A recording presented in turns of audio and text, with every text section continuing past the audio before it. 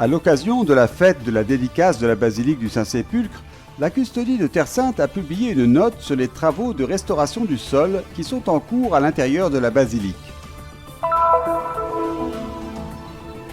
Le chapitre de la custodie de Terre Sainte a été clôturé le 14 juillet. Nous faisons le point sur le travail accompli et les défis à relever pour l'avenir. La comédie musicale Ruth, soutenue par le vicariat Saint-Jacques, a été mise en scène à Jérusalem. L'histoire biblique avec celle des enfants d'immigrés. À Haïfa, un symposium se penche sur la crise que traversent les familles chrétiennes en Israël et s'interroge sur les solutions. La Mariapolie du mouvement des Focolari s'est tenue à Taïbé. Plus de 150 personnes ont vécu 2 jours de fraternité sur le thème « Témoins de l'amour ».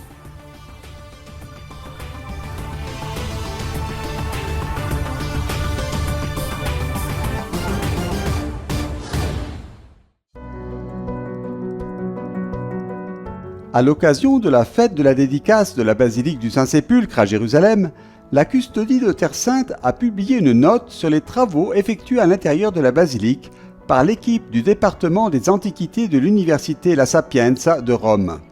Le contenu avait déjà été illustré aux responsables des communautés chrétiennes qui ont visité le site archéologique le 16 juin dernier. Étaient présents à cette occasion le patriarche grec-orthodoxe de Jérusalem Théophilus III, le frère Francesco Patton, custode de Terre Sainte, et le grand sacristain du patriarcat arménien, Sevan Garibian, le frère Dobromir Yashtal, responsable du projet, qui est confié à la custodie de Terre Sainte, et le frère Salvador Flores, président de la communauté franciscaine du Saint-Sépulcre. Beatrice Brancasi et Stefano Di Toni, membres de l'équipe de l'Université La Sapienza de Rome, ont présenté aux autorités présentes les 2 zones de fouilles actuellement actives.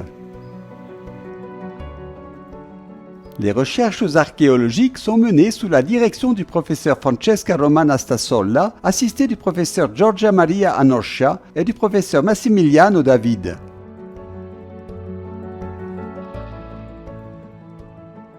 Conformément au projet de restauration du sol, les fouilles se déroulent par zones successives, afin de permettre le déroulement des liturgies et le flux régulier des pèlerins. Depuis mai 2022, des fouilles archéologiques couvrent une partie de la nef nord de la basilique, dite des Arcs de la Vierge, et une partie de la rotonde nord-ouest. Dans la zone de la nef nord, une séquence stratigraphique très intéressante a été identifiée, qui a permis de retrouver les tranchées creusées par le père Virgilio Corbo dans les années 1960, mais qui a également permis d'acquérir des données entièrement nouvelles. Les plus intéressantes sont celles relatives aux chantiers de l'époque constantinienne portant sur la construction du complexe religieux qui était situé ici dans une zone de carrière. Parmi les nombreux matériaux trouvés, la présence de tesselles de mosaïques liées à la décoration des sols est remarquable. La visite s'est poursuivie dans la zone nord-ouest de la rotonde où la stratigraphie est beaucoup plus éparse en raison de la présence du banc rocheux à une altitude beaucoup plus élevée. Ici, la partie la plus intéressante concerne les phases de travail du banc rocheux qui sont actuellement à l'étude.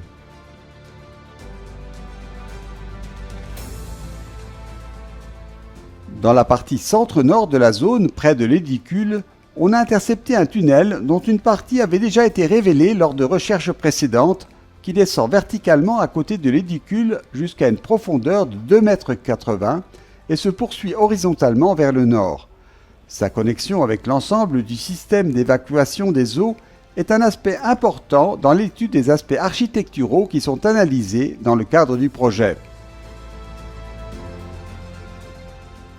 Après la visite des 2 zones, les représentants des communautés se sont rendus dans une salle où ils ont pu discuter avec les archéologues pour s'informer de la méthode de travail et avec la restauratrice Daniela Russo, coordinatrice de l'équipe du Centre de conservation et de restauration, la Venaria Reale, qui les a mis au courant de l'avancement des travaux de restauration du pavement.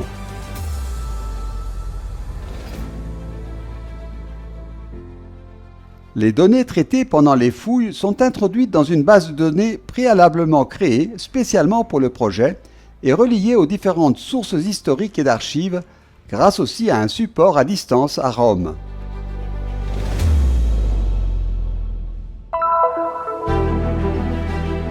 Moment de vie commune fraternelle, de prière et de travail intense. Du 4 au 15 juillet, les frères mineurs de la custodie de Terre Sainte ont vécu le chapitre custodial à Jérusalem sur le thème « Jésus a dit, n'ayez pas peur, ayez seulement la foi ». 43 frères de 16 pays ont participé au chapitre. Il a commencé par la présentation de l'Instrumentum Laboris, le document qui recueille la voix des chapitres locaux et zonaux qui se sont tenus sur le territoire de la custodie au cours des 3 dernières années. Puis ont suivi la présentation des rapports de quelques frères et la réflexion en groupe sur les différents thèmes. Au cours du chapitre a été élu le nouveau gouvernement de la custodie, le vicaire custodial qui sera le frère Ibrahim Faltas et le discrétoire qui déterminera les orientations de la vie des frères mineurs de la custodie pour les 3 prochaines années. Dans les groupes de travail, on a aussi discuté de l'entretien des lieux saints. Le vendredi 8 juillet, les frères ont effectué un chemin de croix dans les rues de Jérusalem. Il s'agit d'une pratique qui remonte au XIIe siècle avec la présence stable des frères mineurs dans les lieux saints. Aujourd'hui, elle est aussi celle des milliers de pèlerins qui parcourent la Via Dolorosa vers le Calvaire et le Saint-Sépulcre. Dominus vobiscum, et cum spiritu tuo, benedicat vos omnipotens Deus, Pater, et Filius, et Spiritus Sanctus. Amen.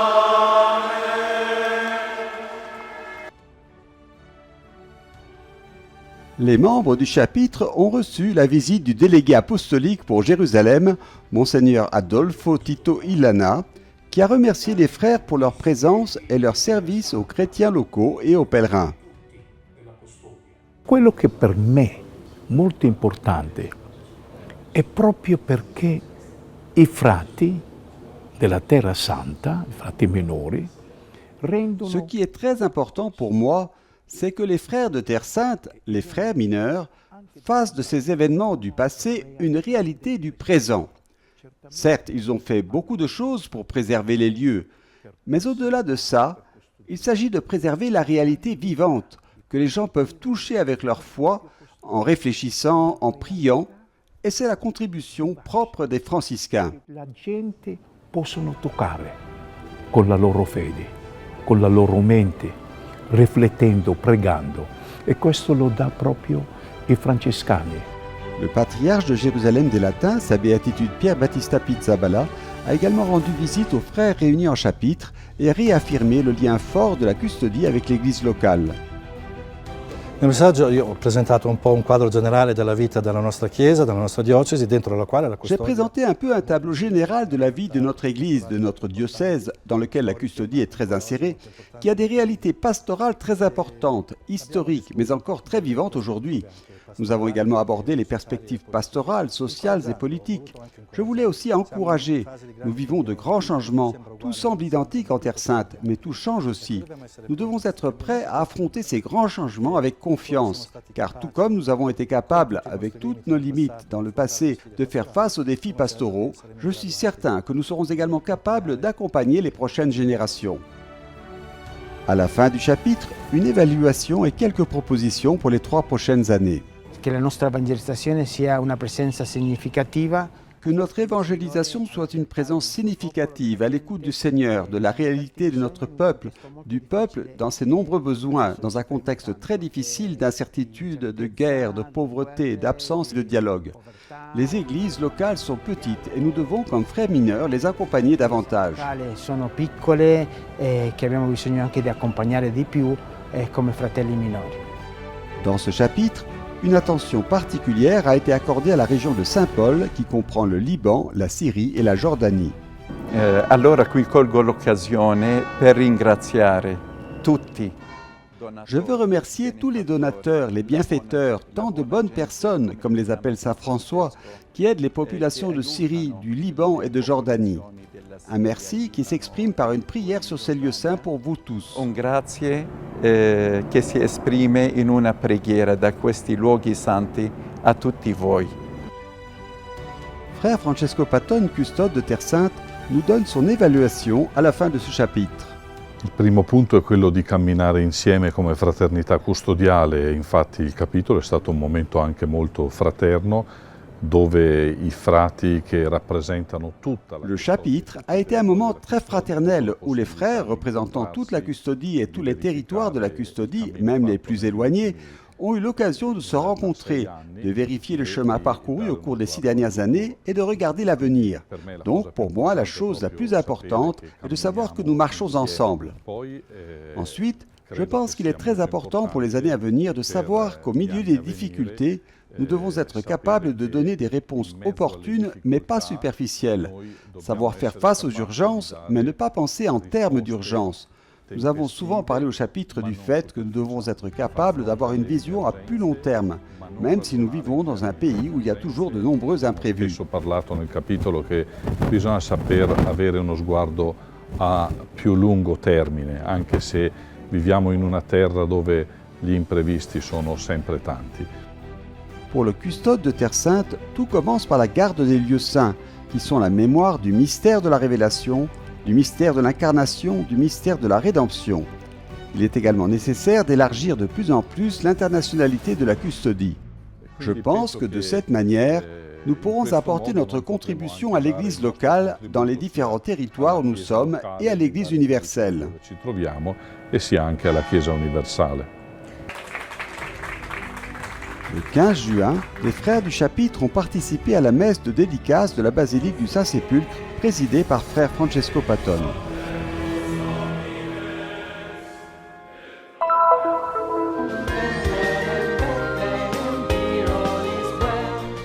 Une comédie musicale pour donner une voix aux sans-voix. Le jeudi 30 juin, au Train Theatre de Jérusalem a été jouée Ruth, l'histoire biblique de la Moabite venue en Israël à la suite de sa belle-mère Noémie, se mêle à celle de jeunes interprètes. Sur scène, une trentaine de jeunes, enfants de migrants, nés et élevés en Israël, certains sans permis de séjour. Cette comédie musicale vise avant tout à envoyer un message, à sensibiliser tout le monde à la situation de tant d'enfants en Israël qui n'ont aucun droit, sont considérés comme illégaux et vivent chaque instant dans la peur d'être expulsés. Never forget, it is good for you to live and to love. Never forget, you are welcome among us.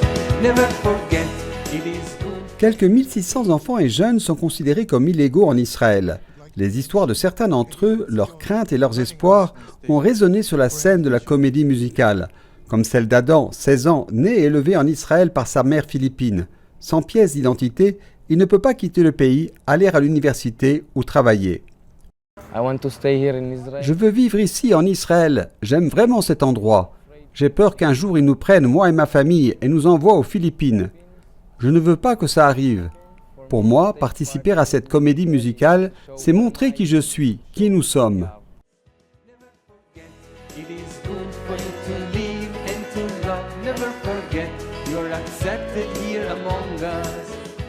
La comédie musicale, en coopération avec le mouvement de jeunesse catholique autrichien Kizi, a été promue par le vicariat de Saint-Jacques pour les catholiques de langue hébraïque et son groupe de jeunes, Fleurs du désert.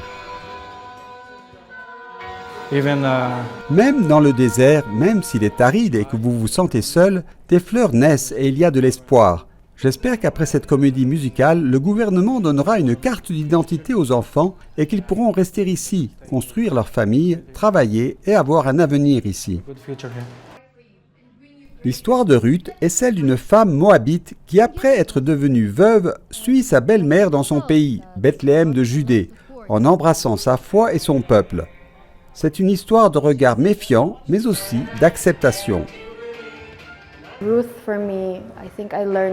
Ruth, pour moi, je pense que j'ai beaucoup appris d'elle. C'est une femme très douce et gentille et elle n'abandonne jamais. J'espère que sa personnalité deviendra un peu la mienne aussi.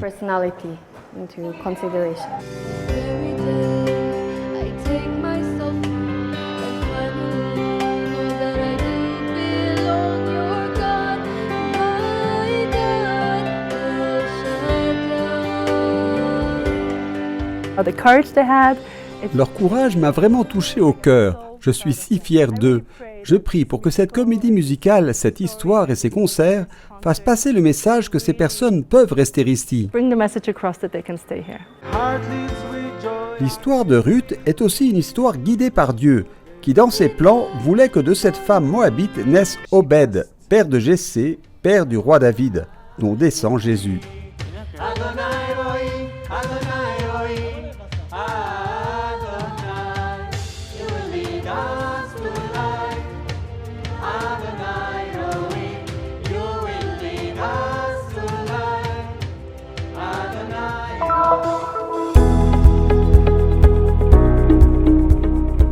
Les crises qui affectent les familles chrétiennes, y a-t-il des solutions ?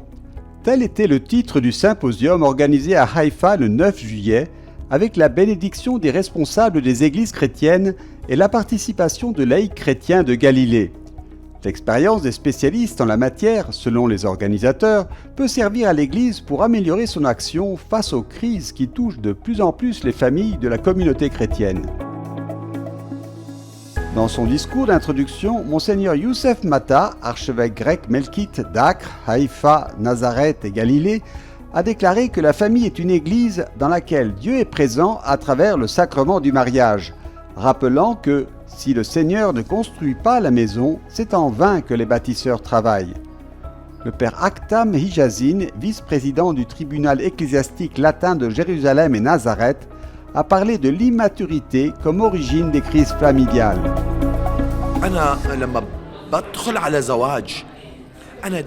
Le mariage signifie un lien avec un partenaire de vie et de responsabilité, dans lequel le sacrifice, le don de soi et l'engagement sont essentiels. Si la maturité humaine et la notion d'engagement vous font défaut, vous trébucherez et vous tomberez au premier obstacle.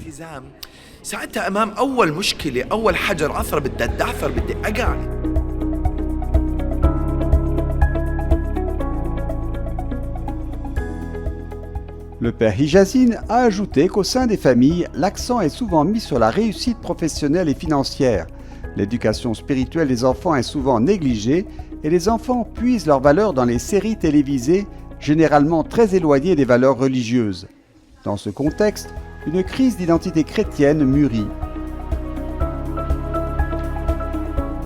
Le concept de création d'une famille aujourd'hui a beaucoup changé. Alors que dans le passé, la responsabilité de l'entretien incombait aux hommes, aujourd'hui, en partie en raison de l'évolution du niveau d'éducation et des capacités économiques des filles, le processus de création d'une famille est devenu un processus conjoint. Cela contribue également à la possibilité pour les jeunes hommes de rester plus longtemps dans le système scolaire, en obtenant des qualifications plus poussées, sans la pression sociale de devoir être économiquement indépendant avant les filles. Parlant de la violence au sein des familles, la psychothérapeute Rana Mansour Odeh a précisé qu'elle ne se limite pas à la violence physique, mais peut aussi être psychologique. Et normalement, ce genre d'attitude se transmet aussi aux enfants.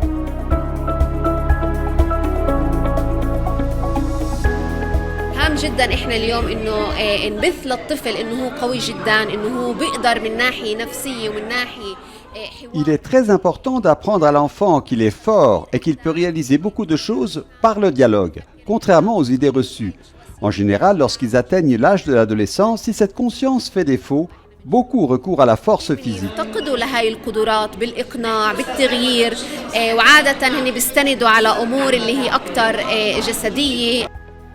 Le symposium a permis de constater à l'unanimité que les écoles sont le principal moteur de l'éducation et que davantage d'efforts doivent être déployés à cet égard. Monseigneur Rafik Nahra, vicaire patriarcal latin en Israël, a déclaré que l'Église est consciente de ce retard face au rythme rapide des changements de notre époque. Toutefois, a-t-il ajouté, des efforts supplémentaires sont déployés sur le front de l'éducation chrétienne. L'évêque a également annoncé la construction d'un centre familial à Haïfa.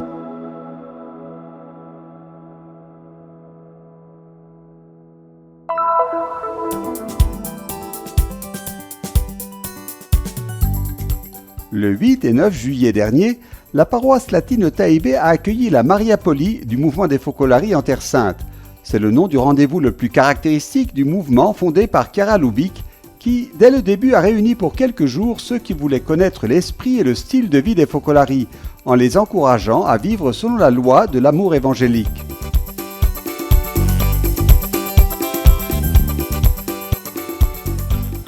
Après 2 ans de pandémie, plus de 150 personnes, adultes et enfants, de Bethléem, Jérusalem, Gaza, Haïfa et Nazareth et d'autres lieux de Galilée, ont vécu 2 jours de fraternité et de réflexion sur le thème « Témoins de l'amour ». Témoignage, moment de réflexion et de fête, moment de charité fraternelle. Comme quelqu'un l'a dit en partant, la vie du paradis sur terre.